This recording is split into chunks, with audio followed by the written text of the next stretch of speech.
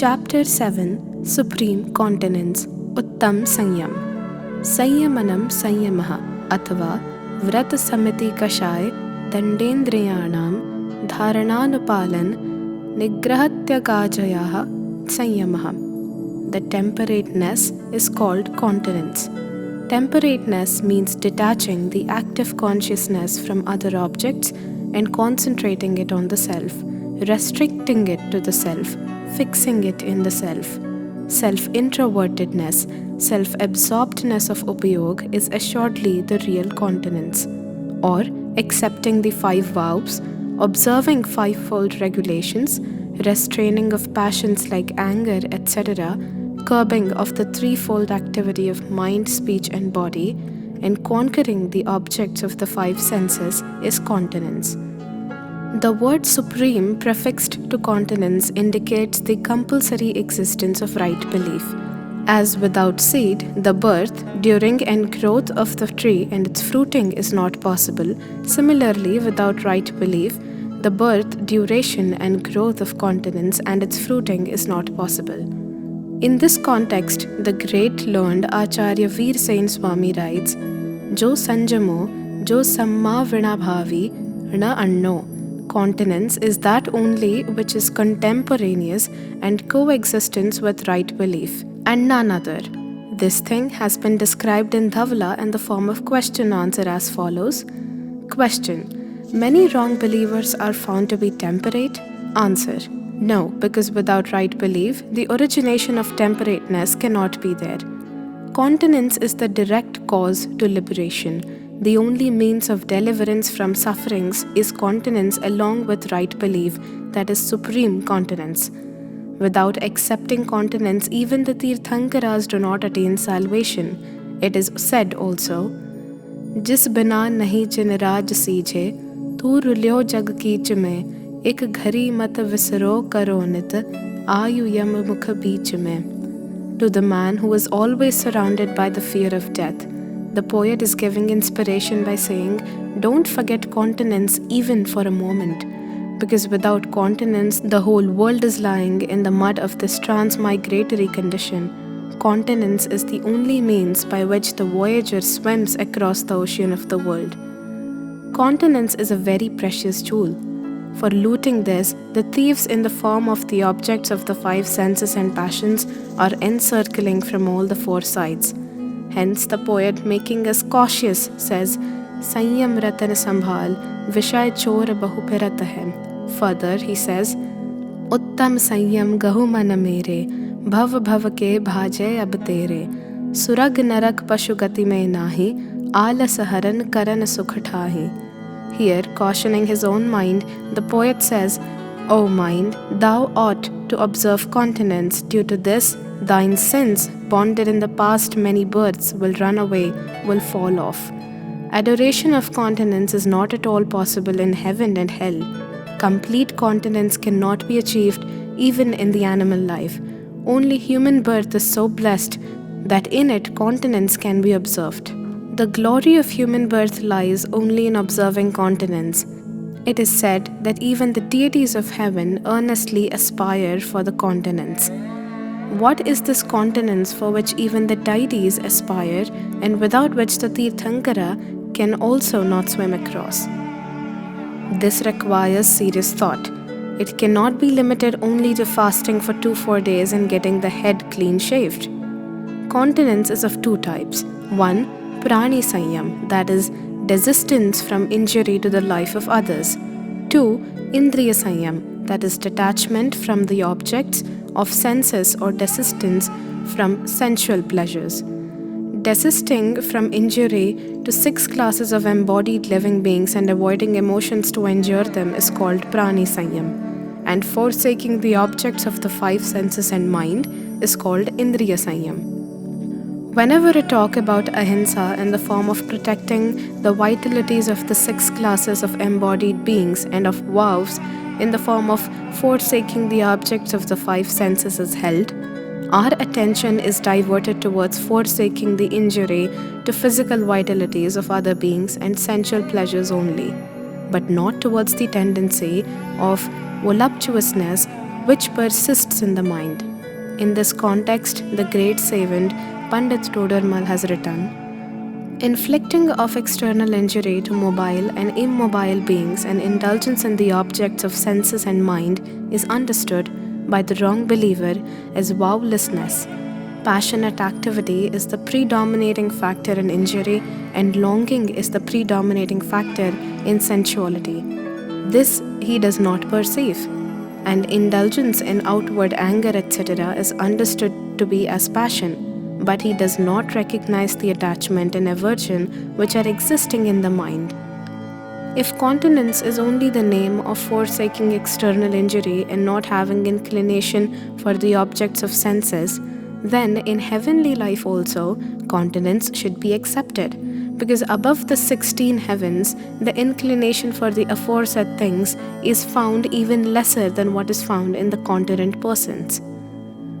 In the true believer Ahamendras, the tendency or inclination for the objects of the five senses is found to be negligible, almost nil. What to say of the tendency of cohesion?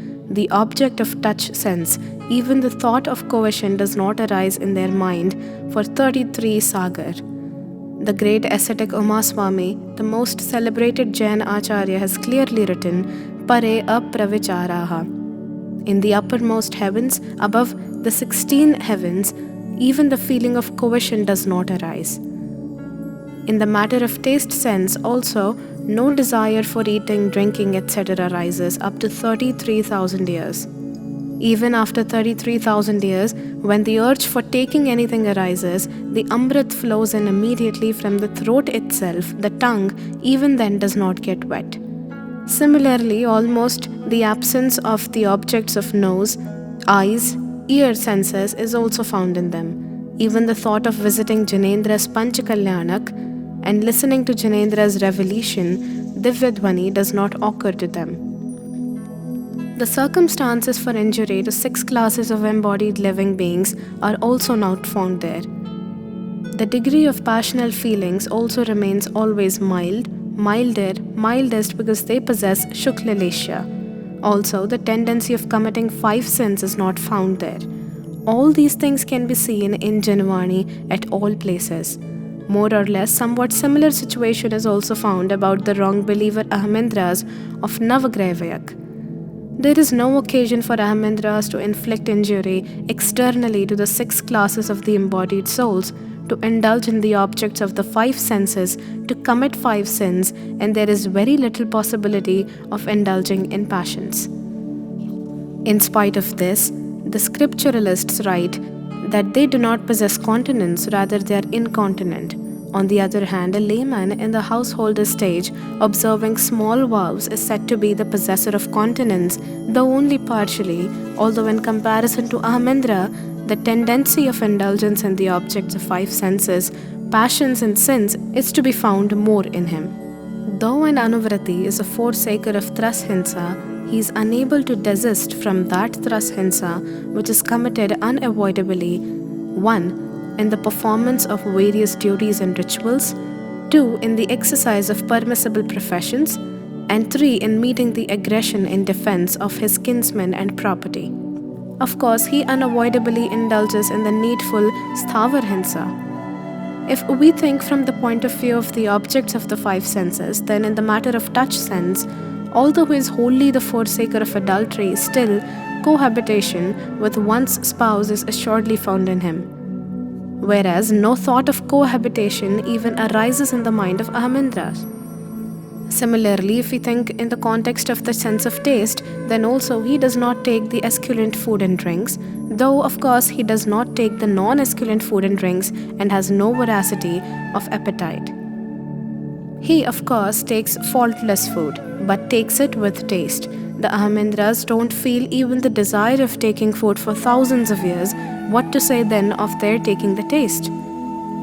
Also in the matter of nose, eyes and ears, the same condition exists. Even then an anuvriti is called the possessor of continence. If only the name of forsaking the external tendency of indulgence in the objects of senses would have been called continence, then it would be certainly found in the devas, and its possibility in the human beings and animals would have been far less. But according to the scriptures, continence is not found in devas and it is found in human beings and subhuman beings. This proves that continence is not the name of external observances only, but is the name of that internal disposition which can be found in human beings and not in Dev, irrespective of the fact that their external disposition is much better. In fact, continence preceded by right belief is the name of that self-evolved, extremely holy, passionless modification which is achieved by great ascetics dwelling in the 6th and 7th stage of spiritual progress, or in the saints of still higher stages in the absence of passions, namely Anantanubandhi, Apratyakhyanavaran and Pratyakhyanavaran, and such continence is also found in the human beings and subhuman beings belonging to the 5th stage of spiritual progress, in the absence of passion, Anantanubandhi and Apratyakhyanavaran, and which is not found in the wrong believer Ahamindras dwelling even high up to Grayavayag due to the presence of Anantanubandhi, etc. passions, and in the true believer Ahamindras of Sarvarth Siddhi heavens due to the presence of Apratyakhyanavaran, etc. passions. When supreme continence preceded by right belief takes birth in the inner self in the form of the manifestation of passionless modification by taking shelter of the soul, and in the absence of Anantanubandhi, etc., 3 or 2 passions, the external tendency of such a jeev is assuredly found to be in the form of complete or partial abstinence from the objects of the 5 senses and sins like injury, etc., and it is called the religion of supreme continence from empirical point of view.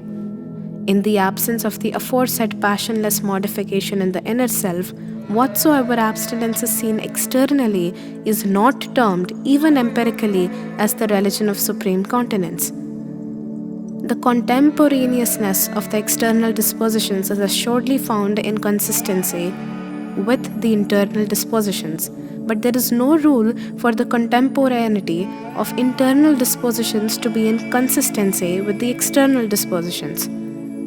The conclusion is that in whomsoever the internal, that is the real religion of supreme continence, gets manifested, his external observances will assuredly be in harmony with it. But even if the external observances are found correct, even then there is no guarantee that his internal dispositions would also be pure.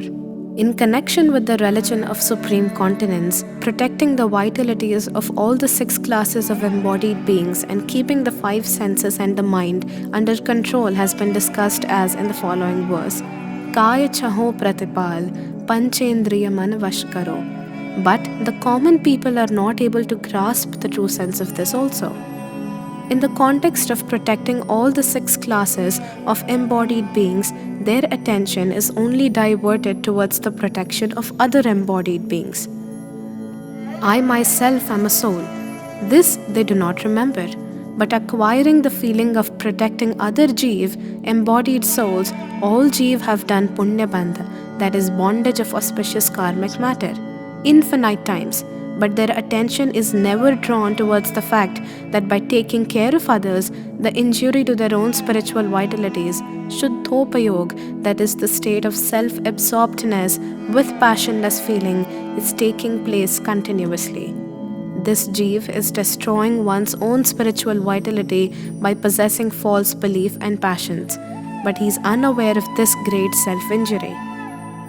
In the definition of hinsa, the word pramatta yogat is there. The meaning of this is that the severance of one's own and other jeevs' vitalities through careless passionate activity is hinsa. To emphasize only this, Acharya Kalpa Pandit Todarmal has said, in injury, the passionate activity is the predominating factor. So long as the careless passionate activity exists, hinsa is bound to be there, whether injury is caused to other living beings or not. For knowing more in this context, one should see the author's composition on ahimsa. It is not possible to elaborate it here. When we think about Indriya Samyam, we find that the whole world is becoming slave of the sense. Although all souls have knowledge and bliss in their nature, but presently our knowledge and bliss too are also prisoners of senses, are overpowered by senses. Since morning till evening, all our activities are performed through the instrumentality of the senses only. If we take pleasure, it is through the agency of the senses, and if we like to know something, we do it also through the agency of the senses only. This is our sensual dependency, dependence on others. Our knowledge and happiness both are dependent on the senses. It is most essential to set free the knowledge and happiness from dependency on the senses.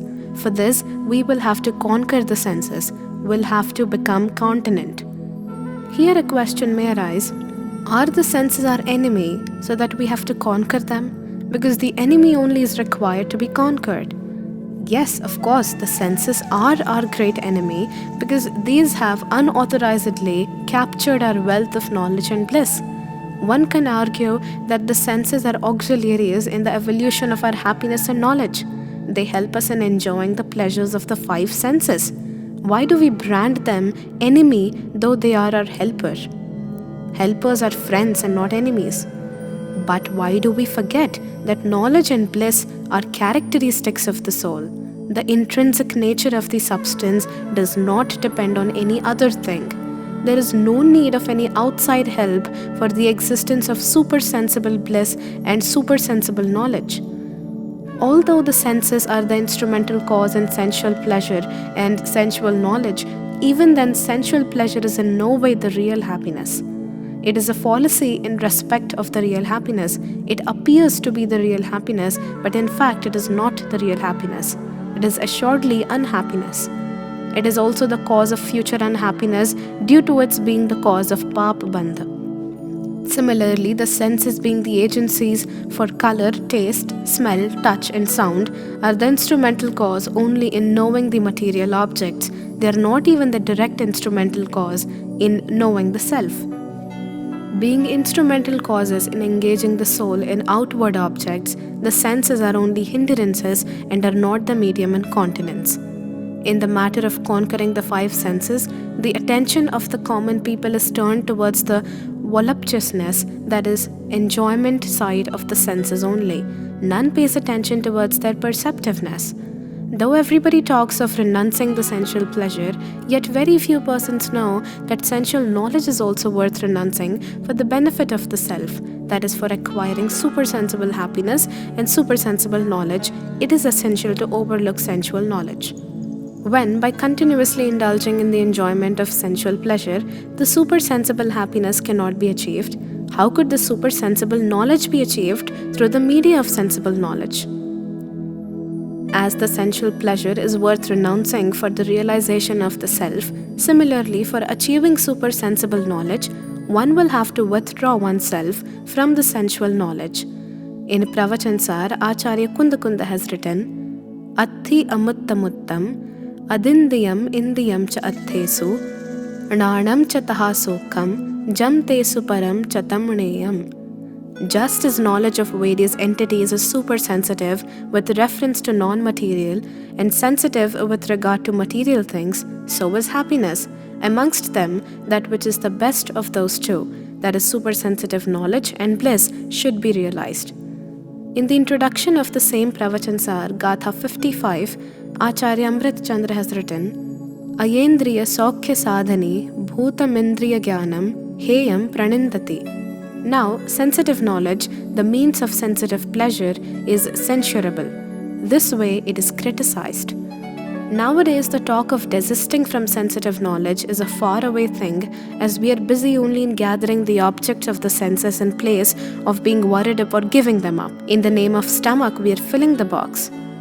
Those quadruped animals whose voracity is limited only up to filling the cavity of the stomach are far better than us. On getting the stomach filled up, maybe for an hour or 2 hours, they get free from eating and drinking, but the so-called intelligent, two-footed civilized being does no pause even for a moment. Although, in comparison to other animals, our stomach is smaller, but it never gets filled up. Even if the stomach gets filled up, the mental exercise goes on, that is, the mind does not get saturated. We maintain that we have to do everything for the stomach, but all this is a pretext. Even on getting the stomach filled up, the mouth knows no rest. Its activity goes on. So long as the stomach goes on absorbing, We eat such food which can be fed into the stomach, but when the stomach is filled up, we start eating things like betel nut, cardamom, etc., by which the gratification of the object of the tongue is accomplished, but we are cautious that there is no extra load on the stomach. Such people are not difficult to find who will be chewing something or the other round the clock. While sleeping also, they will sleep keeping the betel under the jaw. One cannot make out why people desire to chew the betel leaves even after taking palatable food stomach full. It seems that such people have come from animal life, hence have the habit of eating grass which cannot be given up, or they are preparing to go back to animal life so they don't want to give up this habit. Because if the habit of eating grass, and that too eating it round the clock, is given up, what will happen then in the new life? Or also it may be that they might have come from hellish life where no food was available even for many sagar. Now it is available, hence they are pouncing voraciously on it. Or it may be that they are getting ready to go to hell. They think, let us eat till we survive. We don't know whether it will be available later on or not. Whatever it may be, in the name of filling the stomach, such people keep busy in enjoying the objects of the five senses. My question is, does the thirsty person need only water or cold, sweet, colored water? The stomach needs only water, whether it is hot or cold. But the demand of the sense touch is for cold water. The demand of the sense of taste is for sweet water. The nose wants scented water and the eyes would like the colored water. When we drink cold, sweet, scented and colored water sitting in an air-conditioned hotel and listening songs on radio, we have to pay 1 rupee for 1 glass. Was this expenditure of 1 rupee the need of the thirsty stomach? The thirst of stomach could have been quenched simply by drinking 1 glass of simple water. The 1 rupee spent has gone in quenching the thirst of the senses, not quenching the thirst of the stomach. The voluptuous persons neither think of the day nor of the night, neither think of the esculents nor of the non-esculents. Whenever, whatever becomes available, they are ready to eat, drink and enjoy. They have only one demand, that the object of the senses must be pleasant to the senses. Whether that object is produced by committing injury or even if it is dirty, they don't bother at all. Even in enjoying such objects, in the eating of which infinite organisms might be killed, they don't observe any restriction. Rather, they take pleasure in making fun of those who don't enjoy them. In support of their incontinence, they put forth various illogical arguments.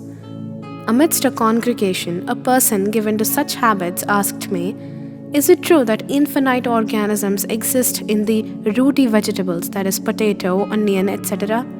I replied, "Yes, organisms do exist in roots." Then he asked, "How much age they have got?" "Equal to 1/18th division of 1 breath," was my answer. At this he further questioned, "When their age is so less, they will be dying by the expiry of their own age. They don't die by our eating. Then what is wrong in the eating of these rooty vegetables?" I said, "Friend, just pause and think over. Maybe they die due to the termination of their age, but they do die in your mouth only, and also take birth therein. Why do you make your mouth and stomach a graveyard and a birthplace for infinite organisms simply for a little taste? If someone likes to make your house a birthplace or a graveyard, would you accept it easily?" "No, certainly not," was the reply. "Why do you then make the mouth and the stomach a graveyard?" Then he said, "We don't kill them, rather they die of their own death." Explaining further, I then said, "If in your house the bodies of those alone will be cremated who will die of their natural death, and none will be cremated after killing, and also only those mothers who will be giving birth to legitimate children, not to illegitimate children, shall be kept, would you then have any objection? If you have any objection, why do you want to make your own mouth a graveyard and a birthplace of self-dying and taking birth, Jeev? Gentlemen, without the intensity and excess of attachment, such an indulgence in the vices is not possible. The intensity and excess of attachment itself is a grave injury. Hence, such incontinence which is injurious must be given up." On listening to this discussion, not only that gentleman at once gave up eating non-esculents, but many others also forsake the eating of injurious and voluptuous non-esculents.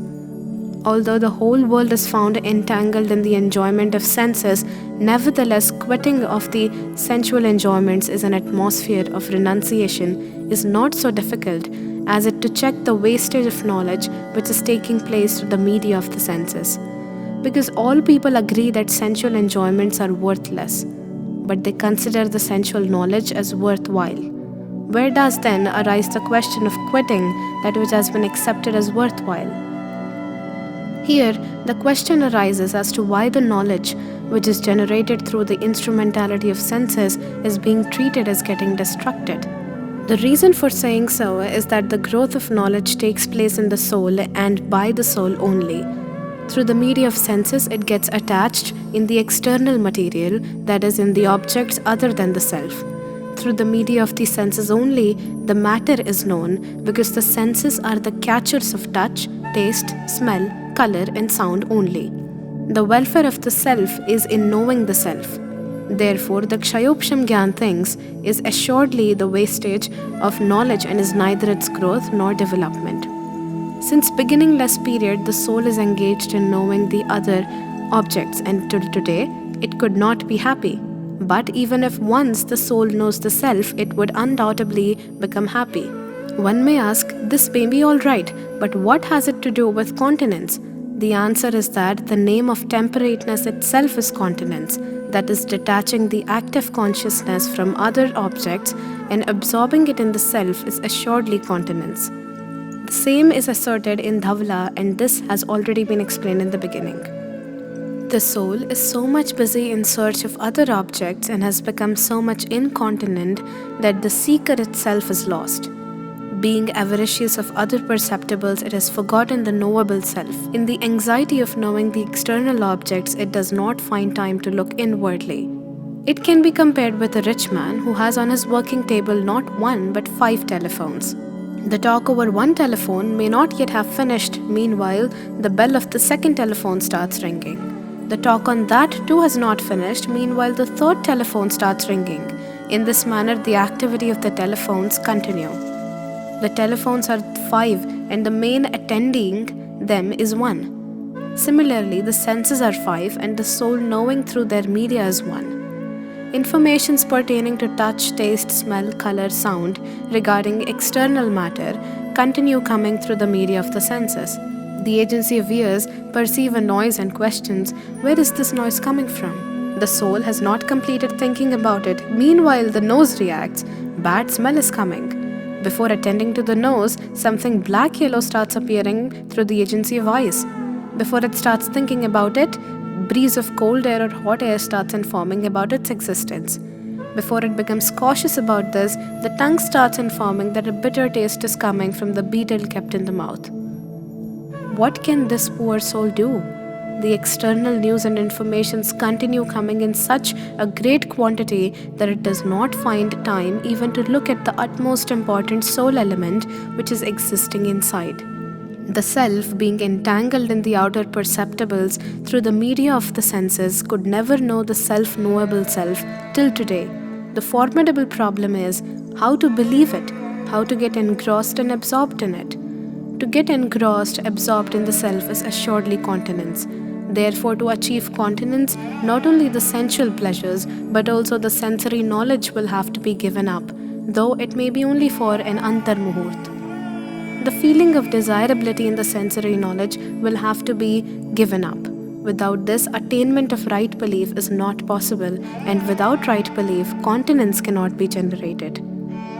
The gist of Panchendriya Man Vashkaro is not to destroy the senses, but to prevent the wastage of knowledge taking place through their media and due to indulgence in sensory objects. Here, one more question is possible, and it is that if the nature of the soul is to know the self as well as the non-self, what is then the harm in knowing the other non-self objects? Simply knowing other objects is not the cause of bondage. The omniscient God assuredly knows the non-self objects. If the perfect knowledge is dawned, then the question of not knowing the other objects does not arise. But the fact is that the upayog, that is, the active consciousness of non-omniscience, does not know many things at a time. It knows only one object at a time. When their upayog remains engaged in knowing other objects during that moment, the self is not known. It cannot be known at that moment. This is the reason that when upayog is engrossed in other objects, disturbance is caused in knowing the soul and in its realization too. Secondly, whatever is known through the media of senses, all that knowing is of Pudgal. Only this is the reason why the sensory knowledge is not at all helpful in self-realization, rather it is an obstruction. The clever worldly wise people say, if the young offspring of our buffalo drinks of the milk of others' buffalo, what is the harm? The offspring of the other's buffalo should not be allowed to drink our buffalo's milk. But my answer is, you are not aware of the fact that if your buffalo's offspring will go on drinking the milk of others' buffalo daily, then one day it will become beholden to it. It will start treating that buffalo as its mother, whose milk it gets daily. Then it will never treat your buffalo as its mother. You will be enjoying the idea that your buffalo's offspring is drinking the milk of others' buffalo, but the other fellow understands that his buffalo has obtained an offspring. In the same way, the knowledge which remains continuously engaged in knowing the other objects only becomes in a way beholden to other objects. In fact, that very knowledge which knows the self is of the self, it is Atmagyan. The knowledge which knows other objects only is assuredly not knowledge from this point of view at all. It is rather Agyan, it is the wastage of knowledge. It is written also, Atmagyan hi gyan hai, shesh sabhi agyan, Vishva Shanti ka mool hai, Vitrag Vigyan. The highest state of continence is Dhyan, that is concentration over the self. It materializes by keeping the eyes closed, not by keeping them opened. From this also it is proved that self-realization and self-meditation is supersensible. For attaining continence in the form of self-realization and self-meditation, there is no need to taking help from the senses. It is not possible that the life of a true self-aspirant who considers even the sensory knowledge as worthless would remain indulged in the unlimited sensual pleasures. It is also said, Gyan kala jinke ghar jagi, te jag mahi sahaj vairagi, Gyani magan vishay sukh mahi, yah viparita sambhavay nahi. No inclination or longing for the sensual enjoyments is observed in the great possessionless saints who possess supreme continence and follow the great vows. Though a limited inclination for sensual pleasures is seen in the householder who possesses partial continence and follows the small vows, nevertheless, no unrestrained inclination is found even in the vowless true believer. The internal and external religion of supreme continence, which evolves by taking shelter of the self, may manifest in all of us. With this holy contemplation, I conclude and pray for myself. Wo din kab paऊं, ghar ko chhod van jaऊं. When will arrive that auspicious moment when I will quit the house and will go to forest to remain self-absorbed in solitude?